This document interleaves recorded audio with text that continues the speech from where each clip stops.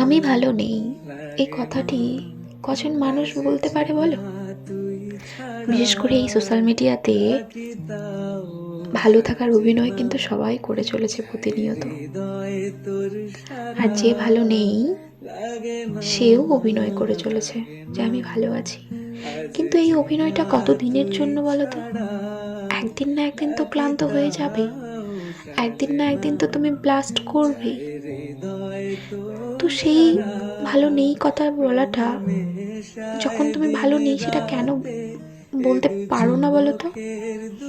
বা কেউ বলতে পারে না কেন বলো তো? সবাই কেন এরকম ভাবে অভিনয় করে যায়? আমার তো অভিনয় আসে না।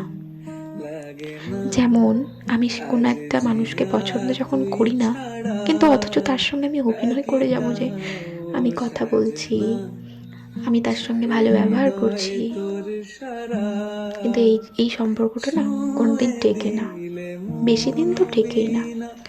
একদিন না একদিন এই সম্পর্কর মধ্যে একটা ফাটল ধরেই।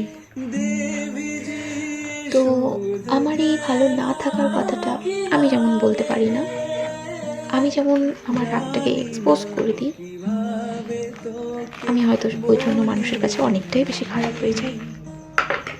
তো এই খারাপটা হয়ে যায় বলে আমার তাতে কিন্তু যায় আসে না, ঠিক আছে? আমার দিনের শেষে এইটুকু আমি শান্তি যে আমি আমার রাগটাকে বলে ফেলতে পারি।